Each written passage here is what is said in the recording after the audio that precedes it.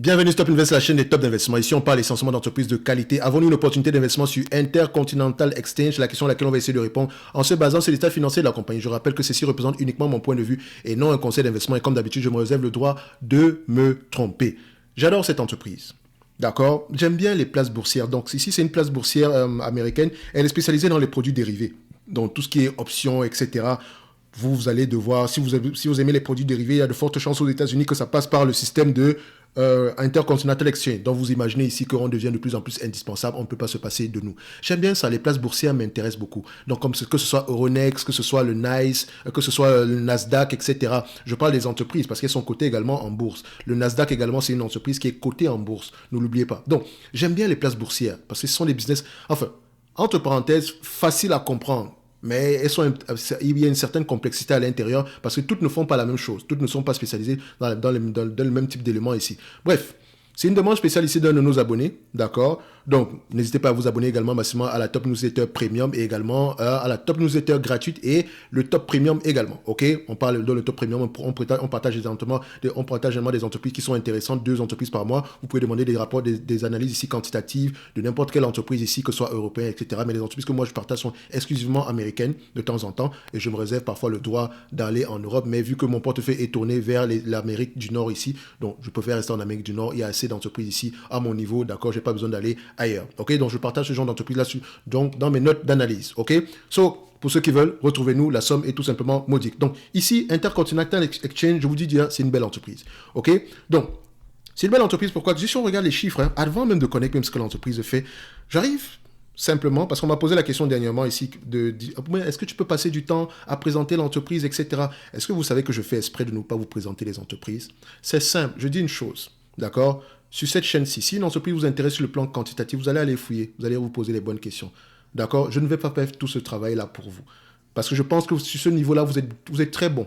Dans le sens pour aller chercher les informations qualitatives sur les entreprises. C'est au niveau du quantitatif, vous avez souvent des problèmes. Parfois, sur le qualitatif, vous vous laissez berner par les belles histoires, etc. Mais si sur le quantitatif, on est déjà assez assis, c'est plus facile d'aller retrouver les bonnes informations. Et encore, je vous aide à vous poser les bonnes questions également. Ça ne veut pas dire que je me pose également toujours les bonnes questions, mais voilà, quand je vois un revenu ici, ça ne m'excite pas directement si je ne comprends pas d'où il vient le revenu. Donc, on va poser la question, le revenu vient de quoi? D'accord? Donc, oui, je fais exprès de ne pas présenter les entreprises ici parce que je peux littéralement le faire. D'accord? Mes vidéos mettent assez de temps ici, mais je peux passer du temps à regarder l'entreprise fait ci, machin. Vous pouvez aller regarder ça dans Zone Bourse. Il y a des vidéos YouTube également pour ça, pour savoir exactement ce que l'entreprise fait. D'accord? Je reste sur le plan quantitatif et ça ne va pas changer. D'accord? Je souffre que ça ne change pas dans les mois à venir. D'accord? C'est comme ça. OK? Donc, on va continuer ici sur le plan quantitatif. Au niveau des revenus ici, voilà. Revenus ici sont croissants, mais les revenus sont croissants pourquoi? Je vous ai toujours demandé de questionner la qualité de la croissance. OK? La source de la croissance ici et la qualité de la croissance. Ici, on a des croissances ici par acquisition et on a une grosse acquisition qu'on a eu à faire ici. Donc, c'est une croissance mix des deux, organique et inorganique. OK? Donc, maintenant, c'est bien d'avoir une croissance organique. Est-ce que nous avons des marges qui vont avec? Les marges ici sont de 100%, littéralement extraordinaire. Mais attention, regardez les marges EBITDA ici. C'est important parce qu'ici, les marges brutes sont tout simplement exceptionnelles. Les marges EBITDA sont autour de 62%. Ici, on a à peu près une stabilité. Mais pourquoi est-ce qu'on a une baisse entre 2012 et ici? Sans doute parce qu'on a dû faire l'acquisition d'un secteur d'activité ici où les marges sont moins élevées, mais on peut avoir une croissance plus élevée. Donc, vous voyez qu'il y a un gros impact ici. OK? Ça nous permet déjà de savoir qu'est-ce qui s'est passé aux années, s'il fallait poser des questions ici, qu'est-ce qui s'est passé entre 2013 et 2014. Donc, on doit lire les rapports financiers de 2014 pour savoir pourquoi est-ce que les revenus sont aussi élevés. OK? Très important. Bref, on revient ici. Une fois qu'on a regardé à peu près l'évolution, vous regardez les marges, etc., on va regarder la dette nette ici. C'est une information que Fastgraph nous donne, mais voilà, de manière ici très cheap à mon goût ici. La dette nette ici, je pense qu'on peut même encore l'ajuster parce qu'elle n'est pas réellement de ce qui est affiché ici. Donc, il faut lire absolument les rapports financiers pour avoir une idée générale de ce qui se passe dans cette entreprise. Même les bénéfices nets ils doivent être ajustés parce que l'entreprise présente des bénéfices nets d'une certaine façon. En fait, sa dépense en capital est très peu élevée. D'accord? Sa dépense en capital est très peu élevée, mais les bénéfices nets ici sont impactés par la dépense, par la dépréciation à amortissement. Or, elle déprécie plus qu'elle en a besoin pour la dépense en capital. OK? Donc, il faut aller regarder à peu près dans cette entreprise pourquoi est-ce qu'elle déprécie plus. Mais dans tous les cas de figure, ça devrait avoir un impact positif sur les bénéfices nets ici. Donc, il faut ajuster les bénéfices nets. Et j'aime bien l'outil Fastgraph ici parce qu'ils ajustent directement ces bénéfices nets-là. D'accord? Donc, quand on va regarder ici les net income et les free cash flow, on va voir ici que, voilà, on a tendance à peu près à aller dans le même sens. Donc, je prendrai les free cash flow en date d'aujourd'hui. OK? Qu'est-ce qui va se passer? Maintenant, On refait le même calcul. C'est une entreprise qui peut s'échanger à 25 fois les bénéfices. Cette entreprise-ci va s'échanger à 25 fois les bénéfices. Tout simplement parce qu'elle a un pricing power certain. Dans le sens où c'est quoi c'est surtout le, comment dire ça, c'est surtout l'effet de réseau, si je ne me trompe pas. Oui, c'est bien ça. Plus les gens l'utilisent, plus il y a de la valeur. D'accord? Donc, si vous voulez traiter les produits dérivés aux États-Unis, vous allez passer par le ICE, par le Intercontinental Exchange. Vous n'avez pas le choix. OK?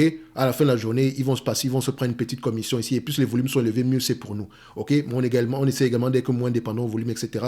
Mais on a déjà une activité ici qui est assez lucrative. OK? Et vous ne pouvez pas faire concurrence à cette compagnie directement. C'est tout simplement... pas que c'est impossible, parce que rien n'est impossible dans ce monde-ci, les gens sont très intelligents, mais il faut se lever très tôt le matin. Bref, on revient ici. Alors, ici, on va faire ceci. On a des bénéfices nets ici, enfin, la capitalisation boursière est de 60 milliards, 60.3, j'arrondis ici, et là, on a une valeur d'entreprise de 71.5, donc je divise ici par 71.5. Donc, c'est-à-dire que mon PER sera impacté ici de 16% en moins. D'accord? J'ai un PER ici, je m'attends à prendre un PER de 25, je prends 25. Je vous ai dit que je prends 25. Fois 25 ici, réellement, je vais le prendre un PER de 21. D'accord? Donc, au lieu de prendre 25, je prendrai 21 parce que le 4 points de différence ici est impacté. Je considère que c'est la dette. OK? Donc, ici, je prends 21. 21 fois combien? Je regarde déjà les analystes. Est-ce qu'ils ont l'habitude d'avoir raison par rapport à leur estimation ici? Il y a plus de vert, il y a plus de rouge, il y a plus de vert et de jaune que de rouge. Donc, c'est assez correct. Surtout sur 2 ans, c'est assez correct. Donc, on aime ce qu'on voit ici. Maintenant, en termes d'analyse, ça va nous donner combien? On s'attend à voir combien? En 2023, on s'attend à voir 6,05 $ par action. Donc, je vais multiplier ici par 6,05. Ça me donne ici au total 127 $ à l'action. Et ça, c'est 2023. Admettons qu'on arrive à 2025, d'accord? Et qu'on garde ici, à 2025, on est à 7,08 $ par action. Donc, 7,08 $ multiplié par, admettons qu'on a la même dette ici, 21 fois les bénéfices, on arrive ici à peu près à 148 $ à l'action, disons 149 $ à l'action. Ce qui nous permet de dire qu'en date d'aujourd'hui, cette entreprise pourrait être sous-évaluée. Littéralement, elle pourrait être sous-évaluée. OK?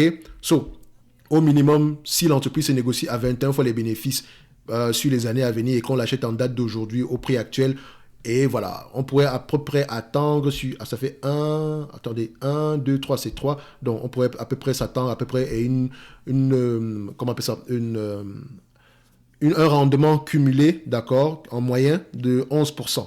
C'est pas si mal, c'est pas si pire, mais c'est une entreprise exceptionnelle. Rendez-vous compte que cette entreprise-ci, c'est un peu comme une autoroute. Vous n'avez pas le choix que de passer par elle si vous voulez atteindre un point A à un point B. Elle est indispensable. OK? Donc, dites-vous que le rendement sera de plus en plus élevé ici et c'est le genre d'entreprise qui se paye de plus en plus cher. Parce que si elle décide d'augmenter les prix par rapport à un élément ou autre, vous voyez ici qu'elle a une marge brute de 50%, de 100%. D'accord? Donc ici, si elle décide même de faire des économies à la fin de la journée, les marges nettes pourraient encore augmenter. Donc les marges sont tout simplement au ciel, déjà. Et la concurrence est difficile ici dans le sens où il est difficile de concurrencer cette compagnie-ci. D'accord? Donc Intercontinental Exchange mérite être dans n'importe quel watch sheet et en date d'aujourd'hui, peut-être même représenter une opportunité d'investissement. C'est pas extraordinaire, mais c'est le genre d'opportunité, voilà, qu'on ne refuse pas quand elle se présente, ce genre d'entreprise qu'on achète petit à petit quand il y a une opportunité d'investissement. OK?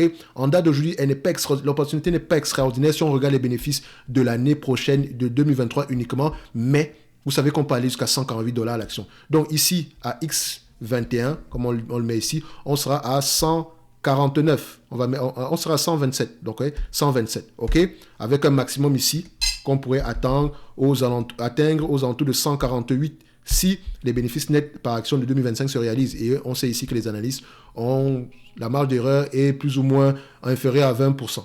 Est inférieur à 20% en général. Donc, sur les 5 dernières années ici, ils ont eu constamment raison. D'accord? Surtout sur une période de 2 ans ici, vous voyez qu'il y a même plus de vert, il y a presque plus de vert que de jaune sur cette période-là. D'accord? Intercontinental Exchange est sous-évalué en date d'aujourd'hui. Évidemment, vous pouvez la calculer également en passant par la méthode qu'on utilise généralement ici. Je vous laisse le droit d'aller faire ça ici. Mais vous allez trouver quelque chose qui se rapproche à peu près de ce que j'ai dit ici présentement. OK? Ça n'exclut pas cette méthode. Si c'est toujours la même, faites les deux. D'accord? Faites les deux et comparez. Vous allez voir que c'est à peu près la même chose. OK?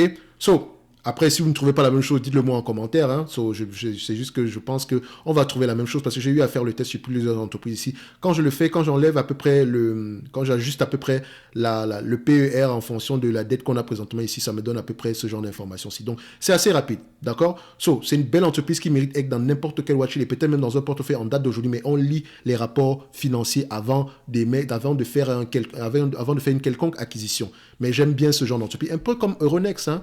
Vous vous souvenez, j'aime bien Euronext depuis plusieurs mois ici. Et également la Dutch Bourse, on a également étudié ici.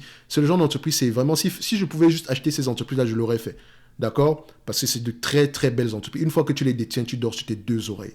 Ok? Du jour au lendemain, tu ne vas pas entendre que c'est un PayPal qui est en train de te menacer ou bien c'est un Amazon qui est en train de te menacer.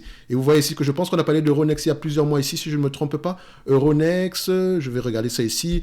Euronext, je pense qu'on en a parlé il y a combien de temps ici? On a fait combien de vidéos sur Euronext? Je pense qu'on en a fait 2. La deuxième vidéo ici, on était à combien Euronext? Je vais juste aller voir l'évaluation ici d'Euronext. Sinon, un like, un commentaire, ça fait toujours plaisir. On ne vous le demande pas toujours, mais voilà. Maintenant, j'essaie de le faire à chaque vidéo. Donc, même si ça devient à peu près, ça devient chiant de le faire à chaque fois. Mais voilà, comprenez-moi que parfois, je sais que vous voulez vous abonner, mais parfois vous oubliez. Moi-même, je le fais également comme ça. C'est bien pour l'algorithme, en fait. Ça nous permet le référencement et ça nous permet à l'entreprise, je dis l'entreprise, ça permet aussi à YouTube de référencer la chaîne ici. Et voilà, un like, ça fait toujours plaisir. Donc ici, je vais voir ça. Je vais essayer de voir à peu près...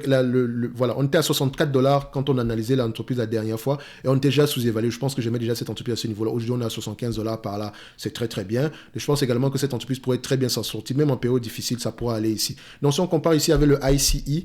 Donc ICE, je pense qu'ils sont cotés en bourse depuis plus longtemps que Euronext. Si je ne me trompe pas, on va juste aller vérifier ça ici. Donc vous voyez qu'en période difficile ici, c'est une entreprise, enfin on va le prendre ici. En période difficile, oui, le prix baisse, on était à 40, on arrive à 10 $ ici. Et je vais regarder ici, en termes de free cash flow, c'est ce qui m'intéresse ici. Est-ce que les free cash flow suivent également la tendance? Vous voyez que les free cash flow sont plutôt restés stables à cette période-là. Ok, je vais regarder ici les price to free cash flow à cette période-là. On va le regarder en termes de yield ici, hein. C'est plus facile. Je vais regarder les yields. Moi, j'aime bien regarder le rendement ici. Donc, on prend le rendement ici. On prend les price to free cash flow, le yield à cette période-là. Donc, ça veut dire que si vous l'achetez à ces niveaux-ci, le yield au plus bas était aux alentours de 10%. Magnifique. Ok, en date d'aujourd'hui, on a un yield de 5%. C'est pas extraordinairement bas, mais c'est déjà assez intéressant. C'est une très belle entreprise. Je suis sûr et certain que, voilà, ceux qui détiennent cette entreprise, ils ne sont pas déçus depuis plusieurs années. C'est très rare d'avoir cette entreprise-ci à ces prix-ci, d'accord, à des yields assez pareils. Mais l'habitude, le marché négocie cette entreprise à des yields de 4% ici. Donc, ça dit que généralement à 25 fois les bénéfices ici. Et si on vous donne juste 25 fois les bénéfices pour les bénéfices nets attendus en 2023, ici, vous aurez déjà un prix aux alentours de 127 $ l'action. Mais ça dépend des catalyseurs, etc. Bref, allez lire le rapport financier de cette compagnie-ci et on va se donner rendez-vous sur la prochaine vidéo. Et d'ici là, portez-vous bien. Merci.